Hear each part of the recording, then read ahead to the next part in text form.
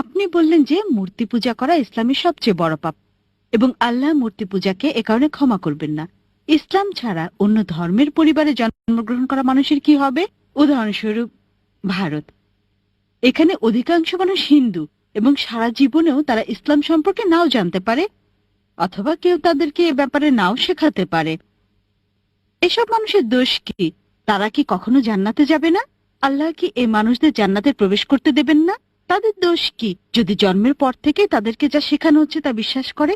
তাদের উপর কি আল্লাহর কোনো দয়া নেই? আসসালামু আলাইকুম রাহমাতুল্লাহি ওয়া বারাকাতুহু। সুপ্রিয় দর্শক মণ্ডলী, একজন মহিলা ডক্টর জাকির নায়েককে প্রশ্ন করছেন যে হিন্দুরা কেন জান্নাতে যাবে না। খুবই কঠিন একটি প্রশ্ন। তো চলুন ডক্টর জাকির নায়েক সেই মহিলাটিকে কি চমৎকারভাবে উত্তরটি দিয়েছেন আজকের ভিডিওটিতে আমরা সেটি দেখে আসব। ভিডিওটি না স্কিপ করে পুরো ভিডিও দেখবেন, তাহলে বুঝতে পারবেন যে হিন্দুরা কেন জান্নাতে যাবে না। তো চলুন আর দেরি না করে সেই ভিডিওটি দেখে আসি। তার আগে ছোট্ট একটি রিকোয়েস্ট করব, আমাদের এই চ্যানেলে নিত্য নতুন ইসলামিক ভিডিও আপলোড করে থাকি, তো অবশ্যই আপনারা চ্যানেলটিকে সাবস্ক্রাইব করে রাখবেন। বোন খুব ভালো প্রশ্ন করেছেন, খুবই যৌক্তিক প্রশ্ন। অমুসলিম পরিবারে জন্মগ্রহণকারী মানুষদের ব্যাপার কি, আর তাদের পিতামাতা মূর্তি পূজা করছে, তো দোষটা কার? আল্লাহ কেন তাদের শাস্তি দেবেন? খুবই ভালো প্রশ্ন। এই কারণে আমাদের প্রিয় নবী মুহাম্মদ সাল্লাল্লাহু আলাইহি সাল্লাম বলেছেন, প্রতিটা শিশু দিনুল ফিতরের উপর জন্মগ্রহণ করে, প্রতিটি শিশু মুসলিম হিসেবে জন্মগ্রহণ করে। হোক তার জন্ম ইহুদি পরিবারে, খ্রিস্টান পরিবারে, হিন্দু পরিবারে অথবা মুসলিম পরিবারে, সে মুসলিম হয়ে জন্ম নেয়। আগে আমি বলেছি মুসলিমের সংজ্ঞা হচ্ছে যে ব্যক্তি নিজের ইচ্ছাকে আল্লাহর কাছে সমর্পণ করে। তাই প্রত্যেকটা শিশু জন্মের সময় তার ইচ্ছাকে আল্লাহর কাছে সমর্পণ করে, পরে প্রভাবিত হয় বয়োজ্যেষ্ঠদের দ্বারা, পিতামাতার দ্বারা, শিক্ষকদের দ্বারা, তারপর মূর্তি পূজা শুরু করে, অগ্নি পূজা শুরু করে, ভ্রান্ত পথে চলে যায়। এ কারণে যখনই কোনো অমুসলিম ইসলাম গ্রহণ করে তখন তার জন্য সঠিক শব্দটা হচ্ছে রিভার্ট, কনভার্ট না। কনভার্ট মানে এক ধর্মবিশ্বাস থেকে অন্য ধর্মবিশ্বাসে যাওয়া। রিভার্ট মানে কেউ সঠিক পথে ছিল, ভ্রান্ত পথে গিয়েছিল, আবার সঠিক পথে ফিরে এসেছে। তাই যথার্থ শব্দটা হচ্ছে রিভার্ট। আপনার প্রশ্নের দিকে আসি, যদি কোনো শিশু অমুসলিম পরিবারে জন্ম নেয়, আল্লাহ কিভাবে তাকে শাস্তি দিতে পারেন? এই কারণে কোনো শিশু অমুসলিম পরিবারে জন্ম নিয়ে বালেগ হওয়ার আগে যদি সে মারা যায়, সে জান্নাতে যাবে ইনশাল্লাহ। কেন? কারণ প্রত্যেক শিশুই তার ইচ্ছাকে আল্লাহর কাছে সমর্পণ করে। সে মুসলিম, তার হিন্দু অথবা খ্রিস্টান যে কোনো নাম হতে পারে, জন, রাম, এতে কোনো সমস্যা নেই। কিন্তু যদি শিশু বলে গণ্য হয় আর যদি সে অবস্থায় মারা যায়, তাহলে জান্নাতে যাবে, মুসলিম বা অমুসলিম যে পরিবারেই সে জন্মগ্রহণ করুক না কেন।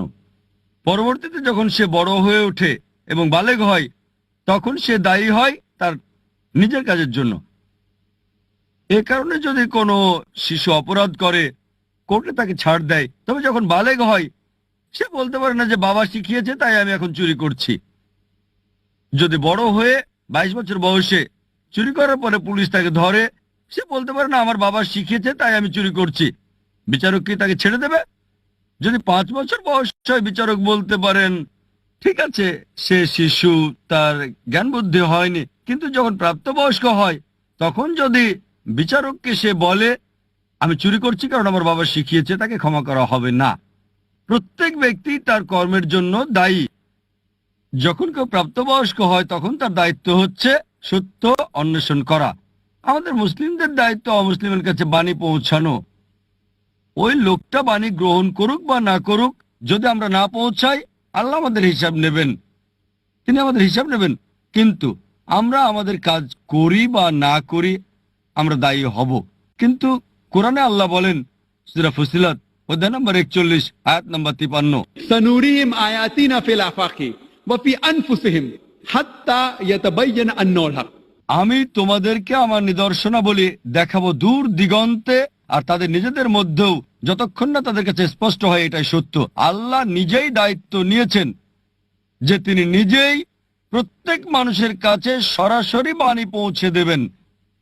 যদি কোনো মুসলিম তার কাজ নাও করে, সে ভালো বা মন্দ যায় উদাহরণ দেখ, আল্লাহ প্রত্যেকটা মানুষের অন্তরে উদয় করবেন, হোক মুসলিম বা অমুসলিম, সত্য সম্পর্কে, এক স্রষ্টা সম্পর্কে। তাই একবার বাণী পৌঁছার পর ওই মানুষটা মানতেও পারে, নাও মানতে পারে। এটা ভেবেও মানতে পারে যে আমি যদি ইসলাম গ্রহণ করি, আমার পছন্দনীয় বিষয়গুলো বর্জন করতে হবে, অ্যালকোহল বাদ দিতে হবে, ডেটিং, ডান্সিং বাদ দিতে হবে, এবং অন্যান্য বিষয় যেগুলো হারাম ওই বাণী গ্রহণ নাও করতে পারে, তখন সে দায়ী হবে। একইভাবে বাবা যদি ভুল কিছু শেখায়, চুরি করা, এটা বোঝা আপনার দায়িত্ব যে চুরি করা হারাম, এটা পাপ, এটা ভুল কাজ।